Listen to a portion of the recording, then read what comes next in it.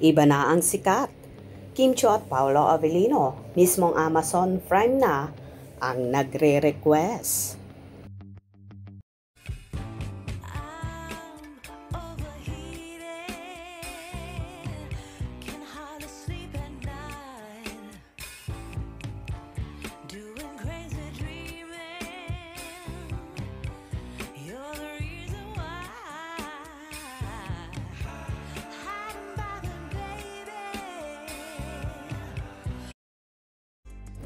Iba talaga ang powers ng tandem ni Kim Chiu at Paolo Avellino, or mas kilala sa tawag na Kim Pao.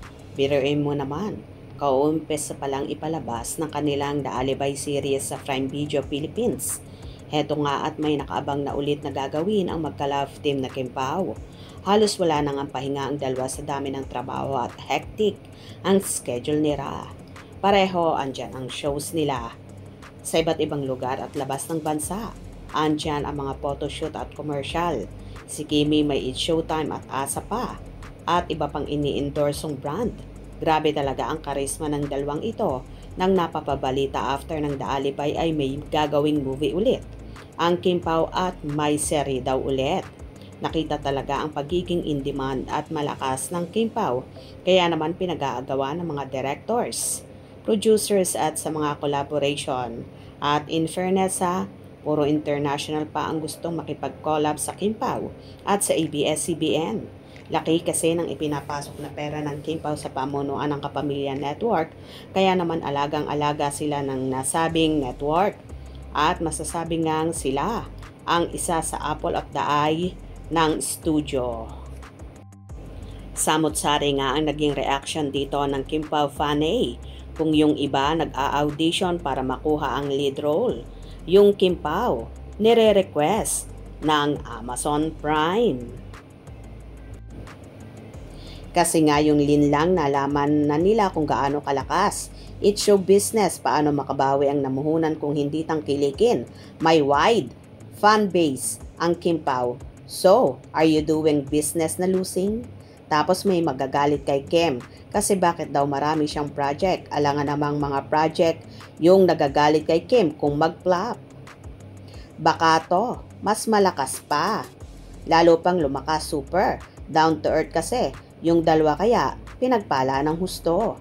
Tama, yung namuhunan, sinisigurado nila yung tested na anihin naman nila ang iba tapos nag-flop. Sa interview ng Kim Pao natutuwa sila daw kasi lumipad pa ang CEO ng Prime para makadalo sa MediaCon ng The Alibi. Baka ang CEO yung matangkad na parang Arabo. Yes, yung lalaki katabi ni Pao. Yes, sabi naman, malakas kasi ang Kim Pao. It's because she's people's superstar. Kasi nga super sikat na mga mains natin, and because of Lin lang, subok na nila ang dalawa kaya maraming nagmamahal sa kanila.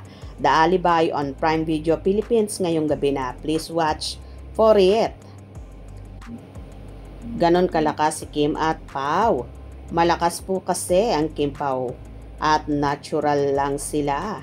Totoo, lalo na sa ibang bansa malaking fandom nila dyan kaya siguro ni-request sila.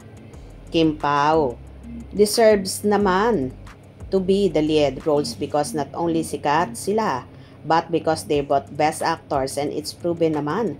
Since Lin lang, what's wrong with Secretary Kim? My love will make you disappear. Now The Alibi, the couple is so amazing, they support each other, especially Paolo.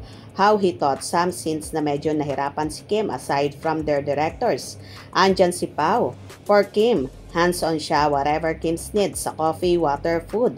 Alaga niya si Kim, ganun din naman si Kim kay Paolo, alaga din niya. Very supportive to each other ang dalawa. O diba, kakaiba talaga ang karisma ng Kim Pao at mismong mga CEO pa ang pumupunta sa bansa para lang makipag-collab at makita ng personal ang dalawang bigating stars. Hope you enjoyed. Please subscribe for more info.